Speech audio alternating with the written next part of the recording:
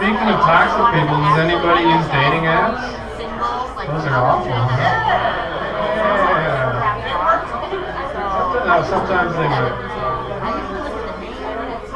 Everybody wants to know what you want, though. Everybody's like, what do you want out of a relationship? And I'm like, I don't know, man. Sometimes relationships are 3 weeks and they're really great. And sometimes they're 3 years and they're really great. So let's just see what happens. I never know how to put that into words, so I wrote a song called I Want to Be Your Dog.